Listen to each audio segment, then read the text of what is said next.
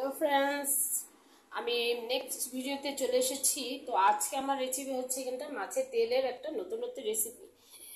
এখানে পেঁয়াজ কুচি করেছি, বেগুন কেটেছি, আর কিছু ধনেপাতা, আর এখানে কাঁচা লঙ্কা, আর আমার হাতে আছে কালো জিরে। সেটা আমি এখানে তেলের মধ্যে দিয়ে দিচ্ছি। নতুন নতুন রেসিপি দেখতে থাকো, আমার সঙ্গে থাকো। এবার কাঁচা লঙ্কাগুলো দিয়ে দিচ্ছি। এবার হচ্ছে আমি পেঁয়াজ কুচিগুলো দিয়ে দেবো। পেঁয়াজ কুচিটা দিয়ে দিলাম। আমার রান্নাঘরের অবস্থা খুবই খারাপ, তো যাই হোক আমি যেগুলো রেসিপি বানাচ্ছি তোমাদের কাছে শেয়ার করছি। তোমরা দেখতে থাকো কেমন করে আমি আমার রেসিপিগুলো বাড়িতে বানাই। আমি যেভাবে বানাচ্ছি সেভাবে তোমাকে দেখাচ্ছি। এবার আমি বেগুনগুলোকে কেটে রেখেছিলাম, সেটা আমি দিয়ে দিচ্ছি এখানটায়। বেগুন দিয়ে তোমরা করতে পারো, না হলে শুধু পেঁয়াজ দিয়েও করতে পারবো, যে কোনো রকমে আপনারা করতে পারেন। এখানে কিছুটা আমি ধনেপাতাও দিয়ে দিচ্ছি। সব রকমের জিনিস দিয়ে তোমরা তেলের একটা রেসিপি করতে পারো, মাছের তেলে। তো আমার মেয়ে বললো, মা এইভাবে ভালো লাগে, এইভাবেই বাড়িতেই বানাও। তা আমি এইভাবে মানে একটু নতুন নতুন রেসিপি দেখে বানাচ্ছি, যেটা সবাই ভালো লাগে আর কি খেতে। এভাবে তোমরা যদি বাড়িতে বানিয়ে খেতে পারো ভালোই লাগবে। নতুন একটা রেসিপি মাছের তেলের।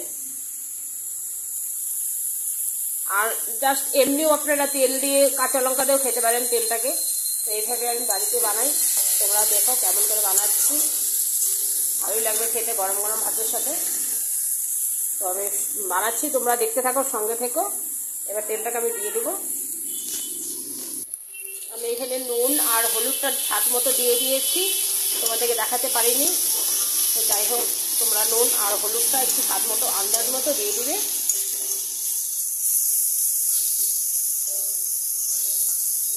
এবার আমি এখানে মাছের তেলটাকে দিয়ে দিচ্ছি। মাছের তেলটাকে দিয়ে দিলাম।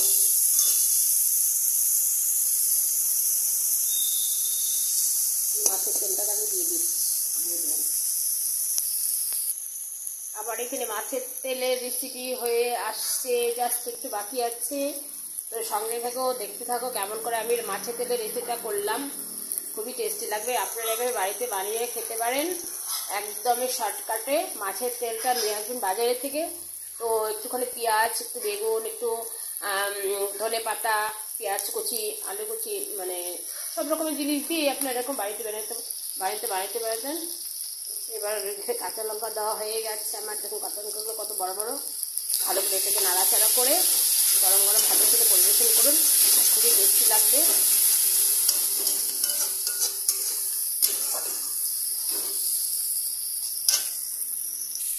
আমার ভিডিওগুলো কেমন লাগছে তোমাদের একটা কমেন্ট করে জানিয়ে দিবে। ভালো লাগে তো লাইক সাবস্ক্রাইব করে দিবে। মাছের তেলের রেসিপিটা কেমন হয়েছে। তো আজকে আমি দুটো ব্লগই পাঠিয়েছি তোমাদের সামনে, দেখো কেমন করে বানাচ্ছি। যাই হোক, তোমরা হয়তো বলছো ফ্রেন্ডস যে আমার কড়াইটা এত মানে কালো হয়ে গেছে কেন। এটা আমার অনেক বছর আগে, সে 18 বছর আমার বিয়ে হয়েছে। আমার 18 বছর আগেরই আমি জাস্ট তখনই আমি নতুন ওই কড়াইটাকে কিনেছিলাম।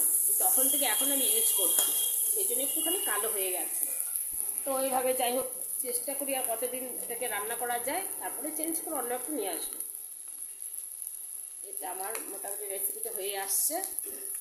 এবং গরম গরম ভাতের সাথে তোমরা পরিবেশন করো মাছের তেলের রেসিপি, খুবই ভালো লাগবে খেতে।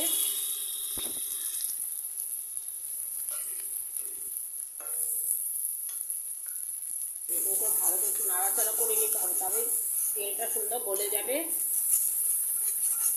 আর একটু কড়া করে নামাতে হবে, তবে ভালো লাগবে খেতে। তবে মানে গ্যাসের আঁচটাকে একটু কমিয়ে দিলাম। অনেকটা তেল উঠে গেছে, মাছের তেলগুলো গলে গেছে।